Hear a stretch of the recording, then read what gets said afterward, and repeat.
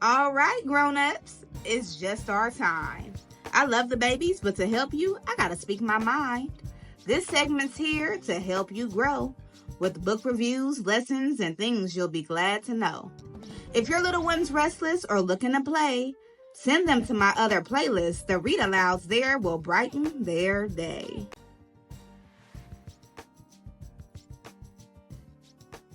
Hello, beautiful people. Welcome back to the Teacher Lady Show. Thank you for joining me for this episode of Behind the Book. I'm Miss Erica, the Teacher Lady, your fairy godparent when it comes to sharing joyful stories and growing young minds. Now, every single week on the Teacher Lady Show, we cover a new topic, and this week's topic is all about gratitude. We want to raise children to be appreciative of all that they have, and of course, we're using picture books to be able to do so. Winding things back, on Monday, we had 2 read-alouds, and one of them was Thank You, Amu, a story by O.G. Mora, okay? Now, if you have not done so, check out the read aloud first. Come back here for the behind the book review on this story, where I will be going over the glows, the grows, what I think could have been done differently, and everything in between. But most importantly, how do you use this book as a resource to encourage gratitude and appreciation within your child? Now, this week we are wrapping up on Friday with the Teacher Lady Speaks episode, which is a crash course or professional development and how to raise children who are a bit more appreciative. Over on that episode, I'll have a bunch of resources and best practices.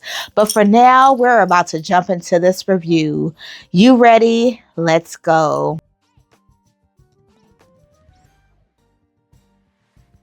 Summary in my own words. So this is a story of Amu, who is a neighborhood grandmother in so many ways. She's cooking for herself and her food smells so good that everybody comes knocking. Now, what is especially special about Amu is that every time somebody comes to knock, she gives. And she gives and she gives and she gives. So it's truly about the act of selflessness and what it means to show up for those around you.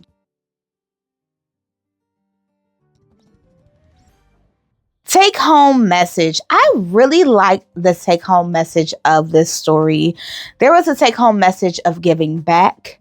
At the end of the story, the whole community that Amu gave to came back to give back to her, which was really, really special. There's a message of having an open door policy and being able to help and support when you're able to. There's a message of kindness, and that list kind of continues. There were so many brilliant messages, but it really does make you take a step back and think about all that you're grateful for, because how generous does a person have to be? How kind-hearted does a person have to be to feed everybody that comes knocking?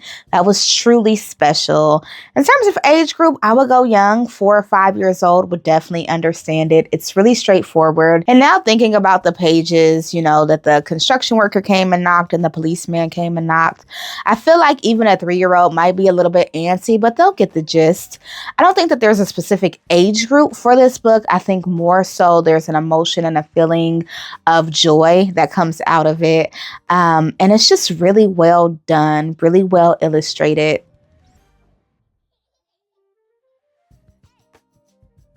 Who this book is for, this is a staple book, right? So this book is for all sorts of children, all sorts of families, definitely community libraries like at schools and things like that. It's a book that you should just have available. The author does a phenomenal job of sharing the message of sharing and caring for those around you, and even making sure that you are taking care of yourself, because when it was time for Amu to eat, she didn't have any food left to feed herself. But thankfully, the community showed up for her. And so there were so many messages that I don't think that there is a specific type of person. Instead, I think that many people could truly benefit from this book and this story.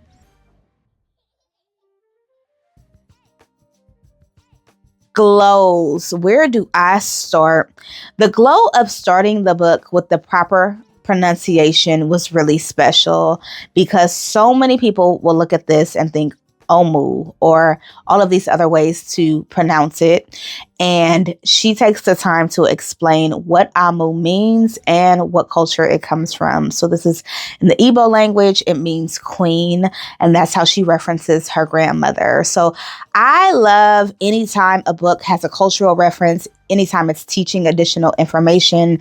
That is always a special moment. I also really have the glow of her being willing to open her door every time it knocked.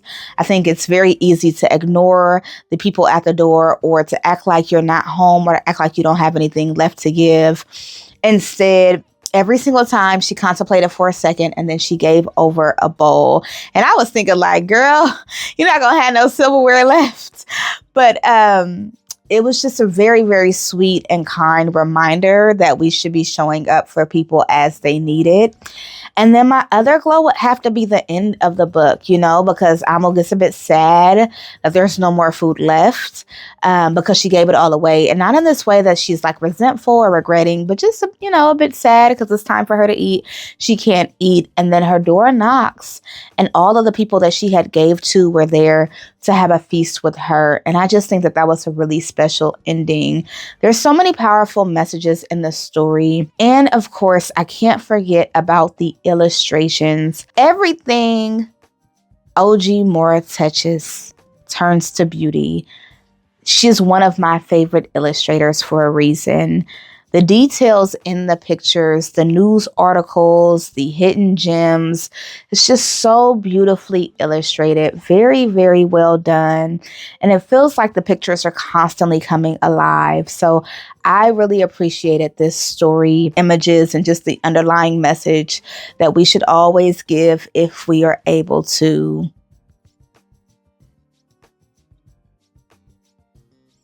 Grows. I think the only grow, I don't even think it's a grow. One of the things that I could see being misconstrued or understood is whenever you are giving, you never want to give to a point of pain.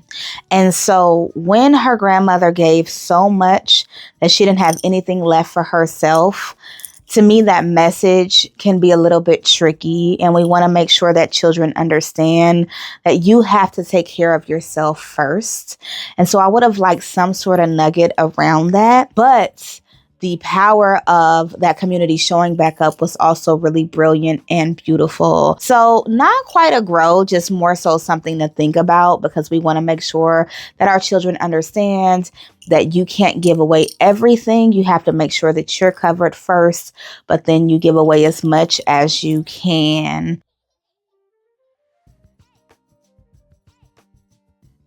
Discussion points to have with your child. It really is just a family-friendly book. It's one that you can talk about, what gratitude means, what it means to be appreciative. If your child were to open that door every time somebody came by, if you think that Amu made the right decision, just really general questions to better understand how your child's brain works. But I would also bring up what it means to be grateful, because all of these people in the community were really appreciative to be able to have such a warm, delicious dinner. And that was really special. And so also discussing with your child, who in our community is like that, and in what ways do we give back? Because so much of gratitude is both giving and receiving. You really don't want to keep your hand closed tight, because if your fist is like this, you can't give, which a lot of people don't like to, but you can't receive either. So having this open palm policy and giving when you're able to and receiving when it's time to is truly special. So there are multiple ways you can take this conversation when it comes to gratitude and talking to your child.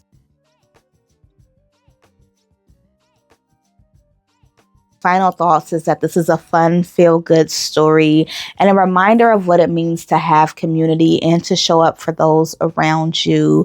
If you did not know, I am also an author and illustrator, and I'm going to ask that you check out my books, go check out my work, but also check out the Empathy Library.